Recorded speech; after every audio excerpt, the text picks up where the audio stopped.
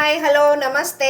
ఈరోజు ఏటిబొంత చేపల పులుసు చూసేద్దామా. దీని తయారీ ఎలాగా చలో. ఏటిబొంత చేపలు ఇవి. బొంత చేపల పులుసుకి నేను మీడియం సైజువి 3 ఉల్లిపాయలు తీసుకున్నానండి. ఒక 5 పచ్చిమిర్చి తీసుకున్నాను. చూసారు కదా. ఒక స్పూను నేను కొంచెం అల్లం పేస్ట్ నీసు వాసన పొద్దున్న ఎక్కువ వేస్తాను. కొంచెం అలాగా పసుపు,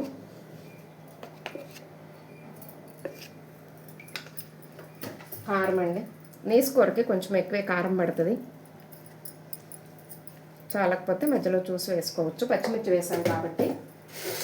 కళ్ళుప్పు అండి ఒకసారి వేస్తాను. ఆయిల్ కూడా ఎక్కువే పడుతుందండి. నేను దీంతో 2 వేసుకున్నాను.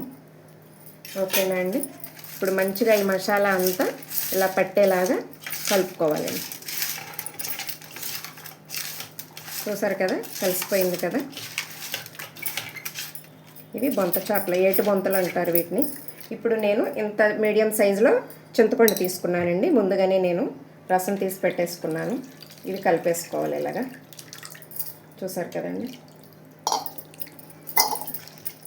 ఇలా పెట్టేసుకొని మంచిగా సెట్ చేసేసుకొని చేపలు విరిగిపోకుండా, ఇది చేపల సెట్లోనే బాగా వస్తాయండి. చక్కగా చేపలు విరిగిపోకుండాను ఇలా పెట్టేసుకొని స్టవ్ మీద పెట్టేసుకోవటమే. నేను చూసారండి ఎంత మంచిగా ఉడుకుతుందో. మూత పెట్టనండి. మూత పెడితే ఆవిరి వాటర్ అంతా దాంట్లోకి పడి కూర సప్పగా అయిపోద్ది. నేను కొంచెం కరివేపాకు కూడా వేసుకుంటానండి, మంచి స్మెల్ వస్తుంది.